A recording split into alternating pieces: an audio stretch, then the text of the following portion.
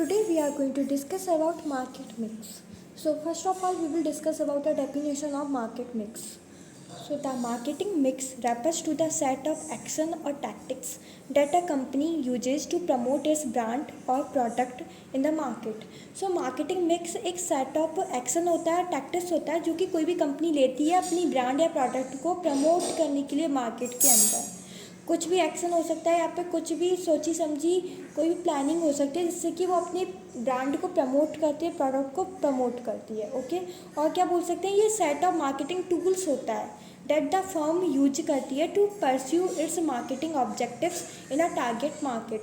या फिर ये एक टूल्स, मार्केटिंग टूल्स का कॉम्बिनेशन हो सकता है जो कि कोई भी फर्म यूज करती है मार्केट में परस्यूट करने के लिए, यानी कि एंट्री करने के लिए और अपने ऑब्जेक्टिव को फुलफिल करने के लिए. उन कॉम्बिनेशन ऑफ मार्केटिंग टूल्स को हम बोलते हैं मार्केट मिक्स. ओके.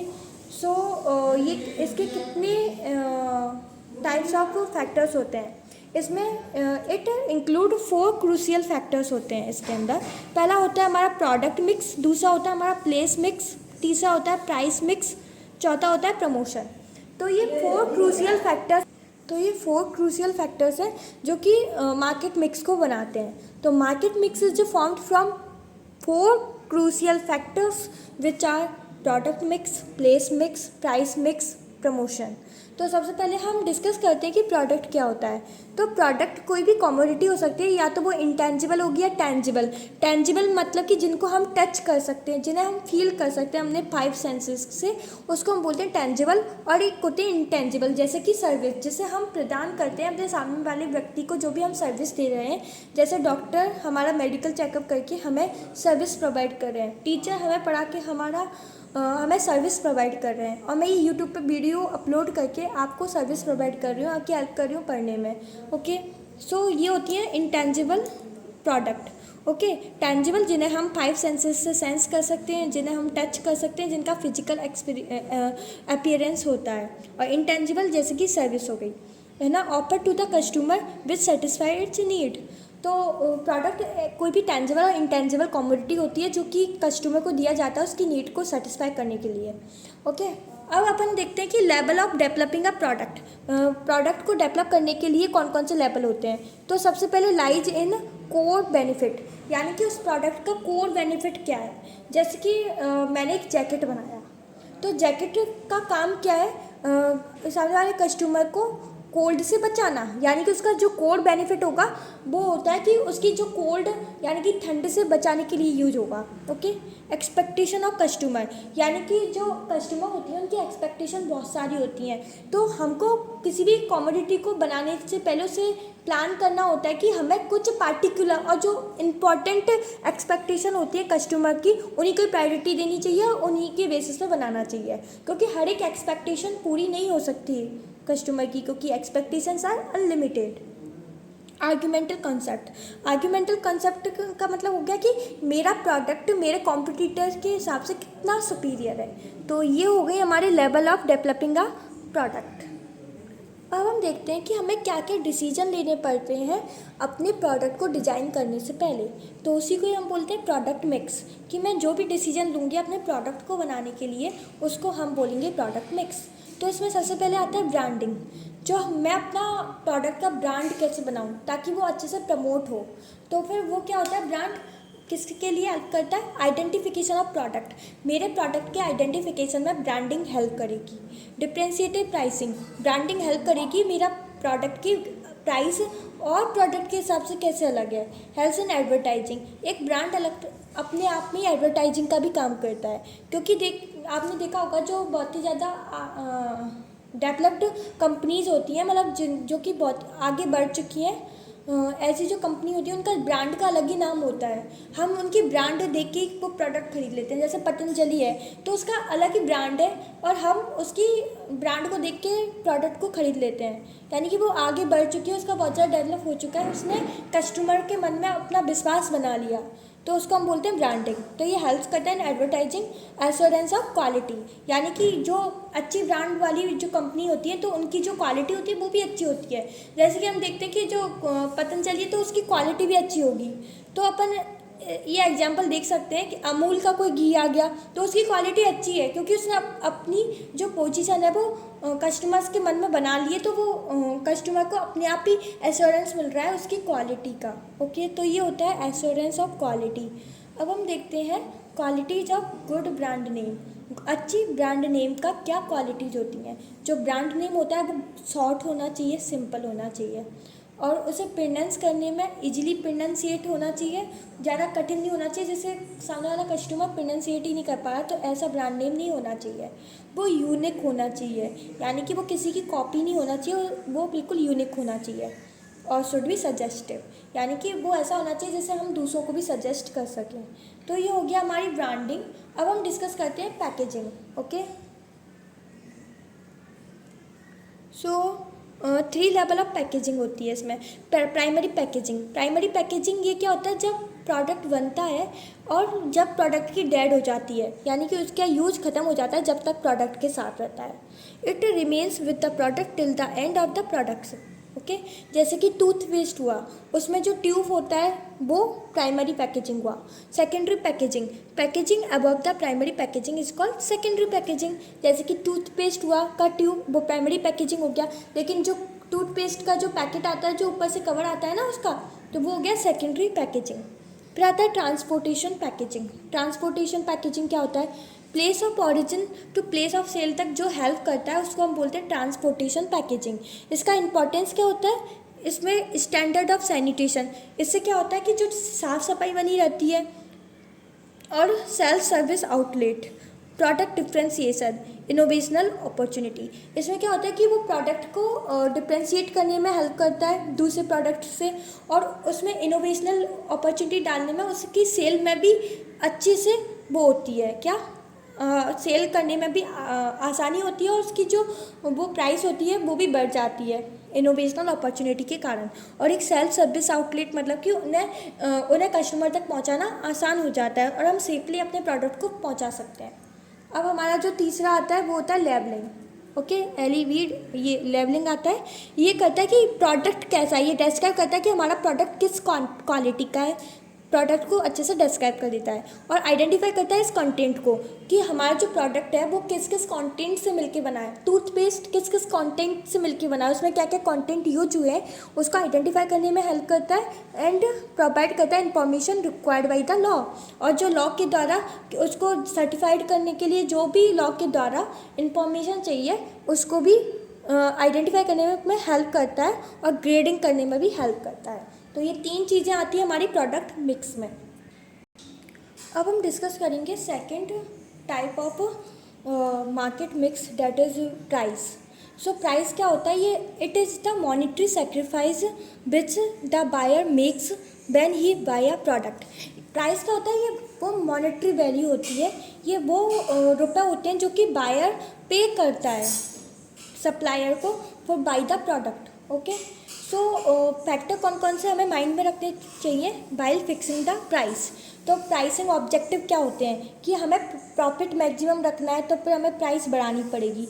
अगर हमारी ये प्रॉफिट मतलब ये ऑब्जेक्टिव्स होते हैं जिसको हम माइंड में रखते हैं वाइल फिक्सिंग द प्राइस। तो हमारा जो प्रॉफिट है अगर हम मैक्सिमम करना चाह रहे हैं तो हमें प्राइस बढ़ानी पड़ेगी। मार्केट शेयर, यदि मार्केट में शेयर बढ़ रहे हैं तो प्राइस कम हो जाएगी। प्रोडक्ट क्वालिटी, यानी कि अगर प्रोडक्ट की क्वालिटी अच्छी है तो फिर जो प्राइस होगी वो इंक्रीज और डिक्रीज होगी बेस्ड ऑन क्वालिटी। यदि क्वालिटी अच्छी है तो प्राइस इंक्रीज होगी, क्वालिटी बुरी है तो प्राइस डिक्रीज हो जाएगी। अब ये हमारा जो सेकंड टाइप आता है वो होता है प्रोडक्ट की कॉस्ट, यानी कि कॉस्ट ऑफ प्रोडक्शन, कि हमें उस प्रोडक्ट को बनाने में कितना कॉस्ट लगा, तो उसे हम बोलते हैं प्रोडक्ट कॉस्ट। ठीक है, तो ये अगर हम कम रखेंगे तो प्राइस भी उस हिसाब से कम हो जाएगी, और जितनी ज़्यादा प्रोडक्ट कॉस्ट होगी तो प्राइस भी ज़्यादा होगी। एक्सटेंट ऑफ कंपटीशन पर भी डिपेंड करती है हमारी प्राइस। यदि हमें मार्केट में एंट्री करनी है तो हमें प्राइस कम रखनी पड़ेगी ताकि हम कॉम्पिटिटर से कॉम्पीट कर सकें। Okay, customer demand and utility, कि कस्टमर की कितनी डिमांड है। यदि उनकी डिमांड ज़्यादा है तो फिर हम प्राइस को बढ़ा देंगे, यदि उनकी डिमांड कम है तो हम प्राइस को घटा देंगे। गवर्नमेंट एंड लीगल रेगुलेशन, यानी कि गवर्नमेंट की कितनी लीगल रेगुलेशंस है। जैसे कि मान लीजिए यदि कोई कमोडिटी है वो बहुत ही ज़्यादा असेंशियल है ह्यूमन लाइफ के लिए, उसके बिना ह्यूमन लाइफ कंप्लीट नहीं हो सकती, तो फिर जो गवर्नमेंट है वो उस पर पोच कर देती है कुछ रेस्ट्रिक्शन, जिससे कि जो प्राइस है वो लिमिट में आ जाती है।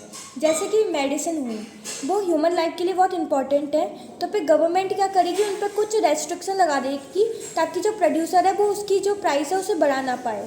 तो ये 5 फैक्टर्स होते हैं जो कि डिटरमाइन करते हैं द प्राइस ऑफ कमोडिटी। अब हम देखते हैं प्राइसिंग स्ट्रेटजी, यानी कि प्राइस फिक्स करते समय हम कौन कौन सी स्ट्रेटजी बनाएं ताकि हमारा जो प्रॉफिट है वो मैक्सिमम हो। तो सबसे पहले आती है हमारी प्राइस स्कीमिंग। प्राइस स्कीमिंग में क्या होता है, जब हम अपना प्रोडक्ट बनाते हैं तो हम हाई प्राइस पे उसे इंट्रोड्यूस करते हैं मार्केट में। अब ये कब पॉसिबल है, जब हम हाई प्राइस पे अपने प्रोडक्ट को इंट्रोड्यूस कर रहे हैं, तो ये कब कब पॉसिबल होता है, जब हमारा जो this is applied for a high society people. अब ये उन लोगों के लिए अप्लाइड होता है जो कि हाई सोसाइटी पीपल है, उनको अपना स्टैंडर्ड ऑफ लिविंग दूसरों को दिखाना होता है, उनकी हाई सोसाइटी होती है, उनकी इनकम बहुत ज़्यादा होती है, उनके लिए ये वो लागू होता है।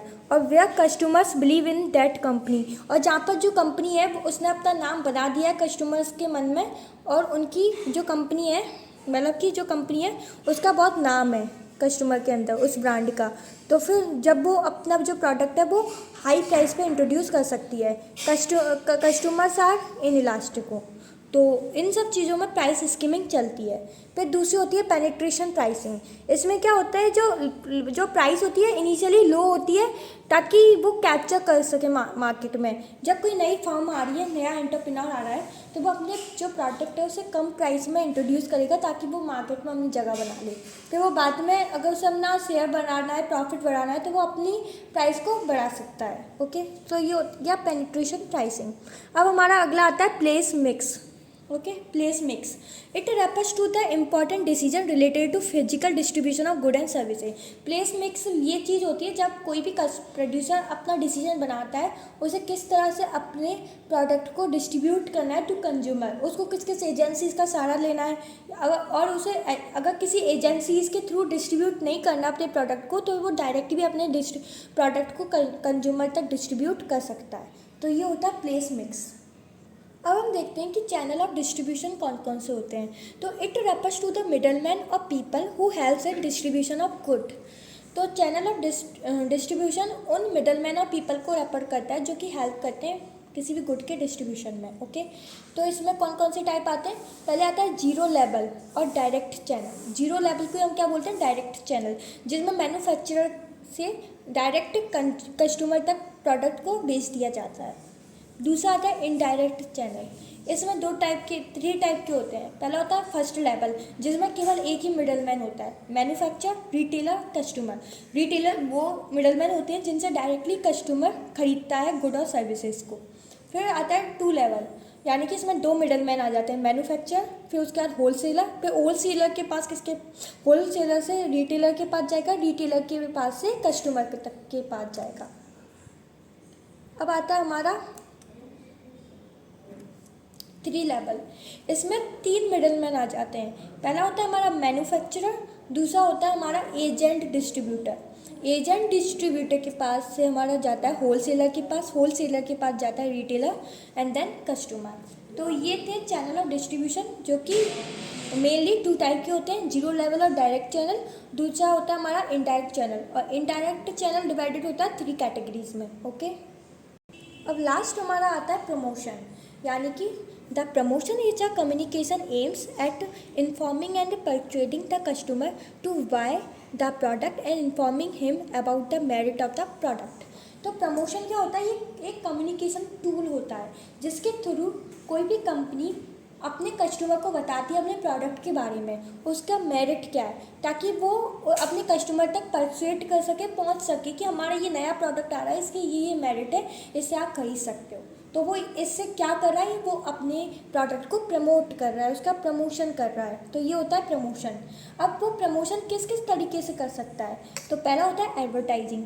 एडवर्टाइजिंग के थ्रू कर सकता है। एडवर्टाइजिंग मतलब कि वो कोई भी अपने प्रमोशन के लिए क्या करता है, डायरेक्ट कॉन्टैक्ट में नहीं जाता, वो अपना एक एडवर्टाइजमेंट बना देता है जिसके थ्रू जितने भी लार्ज नंबर ऑफ कस्टमर्स हैं वो उस प्रोडक्ट के बारे में जानते हैं और उसकी जो मेरिट्स है उसके बारे में जानते हैं और उसके क्या यूजेज है, और फिर उसको खरीदते हैं। फिर आता है सेल प्रमोशन। ये सेल प्रमोशन क्या होता है, ये शॉर्ट टर्म के लिए होता है, ये टेम्पोरेरी होता है और ये स्मॉल नंबर ऑफ कस्टमर को अट्रैक्ट करने के लिए होता है।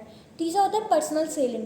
पर्सनल सेलिंग क्या होता है, जिसमें डायरेक्ट क्या होता है, कांटेक्ट होता है कस्टमर का अपने प्रोड्यूसर के साथ। फिर फोर्थ होता है पब्लिक रिलेशन, यानी कि उस कंपनी का, उस प्रोड्यूसर का अपने कस्टमर के साथ क्या रिलेशन है, उसको हम बोलते हैं पब्लिक रिलेशन। ओके, तो सबसे पहले हम वन बाई वन इन्हें डिस्कस करते हैं। सबसे पहले आता है हमारा एडवर्टाइजमेंट। ओके, ये एडवर्टाइजिंग क्या होता है, paid form of non personal presentation. ये पेड फॉर्म होती है। नॉन पर्सनल प्रेजेंटेशन मतलब कि इसमें डायरेक्ट रिलेशन नहीं होता किसके बीच में, सेलर और कस्टमर के बीच में कोई डायरेक्ट रिलेशन नहीं होता, उसको हम बोलते हैं non personal presentation. And promotion of idea, good और services by an identified sponsor, यानी कि किसी भी स्पॉन्सर के द्वारा अपने आइडिया का, गुड का, सर्विस का प्रमोशन होता है, प्रेजेंटेशन होता है टू द कस्टमर्स। इसमें कोई डायरेक्ट कांटेक्ट नहीं होता सेलर और कस्टमर के बीच में। और इसका मेरिट्स क्या क्या होती हैं कि ये वाइड रीच, यानी कि डायरेक्ट बहुत सारी कस्टमर तक पहुंच जाता है। और इसका वाइड चॉइस, दूसरा इसका वो मेरिट होता है वाइड चॉइस, यानी कि हमारे जो कस्टमर होते हैं उनके पास बहुत सारी चॉइसेस होती हैं। तीसरा होता है एक्सपेंसिवनेस, कि ये बहुत ज़्यादा, ये इसका एक तरह से डिमेरिट मानो कि इसमें ये बहुत ज़्यादा कॉस्टली होता है और ये जो कॉस्ट होती है ये लास्ट में कस्टमर को ही वियर करनी पड़ती है। ओके, अब आता है हमारा ऑब्जेक्टिव्स क्या क्या होते हैं और क्रिटिसिज्म क्या है एडवर्टाइजिंग के। तो ऑब्जेक्टिव और क्रिटिसिज्म को हम इसके अंदर डिस्कस करेंगे। Effect of advertising on value, materialization and lifestyle. इसमें क्या होता है, एडवर्टाइजिंग की जो इफेक्ट होता है वो उस प्रोडक्ट की वैल्यू पे पड़ता है। यदि किसी ने उस एडवर्टाइजमेंट को बहुत अच्छे से प्रेजेंट किया है, जैसे कि हम ऐड वगैरह देखते हैं तो उसमें हम देखते हैं कि उस प्रोडक्ट को कितनी अच्छे से प्रेजेंट किया जा रहा होता है कि उसका एक इम्प्रेशन हमारे अंदर डीपली पड़ जाता है। जैसे फेयर लवली हुआ, उसको बता देते हैं कि ये कितना मतलब गोरा होने का, फेयर कलर लेने का एक तरीका होता है, लेकिन असलियत में उससे फेयर होते नहीं है। तो फिर इस तरह से वो बनाया जा रहा है कि वो प्रोडक्ट बहुत अच्छा है, तो इस तरह से उसको प्रमोट किया जा रहा है। Effect of advertising on values, materialization and life style पर क्या इफेक्ट पड़ रहा है उस प्रोडक्ट का। ओके, अब दूसरा आता है हमारा advertising encourages sale of inferior और ड्यूबियस गुड, यानी कि जब हम किसी चीज़ का एडवर्टाइज करते हैं तो उससे क्या होता है कि जो इंफीरियर गुड है ना उसके भी सेल स्टार्ट हो जाते हैं। एडवर्टाइजिंग कन्फ्यूजेस रेदर देन हेल्प, और क्या होता है जो एडवर्टाइजमेंट से क्या होता है कभी कभार हम कन्फ्यूज हो जाते हैं, बजाय ये हेल्प करने से ज़्यादा ये हमें हमको कन्फ्यूज कर देते हैं। सब advertisement are of bad taste and the advertisement cost posed on customer. और समटाइम्स क्या होता है जो एडवर्टाइजमेंट जो भी कर रहा है, कोई भी कंपनी कर रही है, तो लास्ट में उसकी जो कॉस्ट होती है वो डायरेक्टली कस्टमर ही वियर करता है। ओके, अब आते हैं हमारे सेल प्रमोशन। ये क्या होते हैं, शॉर्ट टर्म इंसेंटिव्स होते हैं और एक्टिविटीज़ होती हैं to stimulate the customer to buy the product. ये शॉर्ट टर्म इंसेंटिव्स होते हैं सेल प्रमोशन। ओके, जो कि स्टिमुलेट करते हैं अपने कस्टमर को टू बाय द प्रोडक्ट। हम इसके एग्जांपल देख सकते हैं, जैसे कि रेबेट हुआ, जिसमें क्या होता है जो प्राइस को कम या ज़्यादा कर देना, यानी कि अपने हिसाब से कम कर देना फिर उसकी, ताकि उसकी जो बिक्री है वो बढ़ जाए। जैसे कि हमारी शुगर हुई, तो शुगर को है ना उसका 45 रुपीज़ में आ रही थी, लेकिन जब उसकी बिक्री थोड़ी कम हो गई तो फिर उस सेलर ने क्या किया, उसकी प्राइस को कम कर दिया, उसको कर दिया 42 रुपीज़ में, जिसके कारण उसकी प्राइस बढ़ गई, जिसके कारण उसकी सेलिंग बढ़ गई। फिर आता है डिस्काउंट। ये डिस्काउंट वगैरह दी जाते हैं, रिफंड दिए जाते हैं, प्रीमियम और गिफ्ट्स वगैरह दे दी जाती हैं, quantity deals, samples, contest, lucky draws निकाली जाती हैं, usable benefit, packaged premium, container premium, off season sale वगैरह। ये सब क्या है, ये एक तरह की सेल प्रमोशन एक्टिविटीज़ है जो कि शॉर्ट टर्म के लिए होती हैं। जैसे सेल वगैरह निकाल दी, जैसे अमेजोन वगैरह पर निकालते हैं ना, फ्लिपकार्ट पे, कि कम प्राइजेस में मिलने लग जाती हैं चीज़ें, तो वो एक तरह से सेल वगैरह होती हैं जिससे कि उनकी जो बिक्री है वो बढ़ जाए। अब आता है अगला पर्सनल सेलिंग। इसमें डायरेक्ट कांटेक्ट होता है, यानी कि फेस टू फेस इंटरेक्शन होता है between the seller and the customer. Two way communication होता है, बेटर रेस्पॉन्स मिलता है, इम्प्रूव रिलेशनशिप, इससे रिलेशनशिप है वो भी इम्प्रूव होती है। तो ये हमारा लेक्चर था मार्केट मिक्स के ऊपर। I hope you all understand this lecture. Thanks for watching.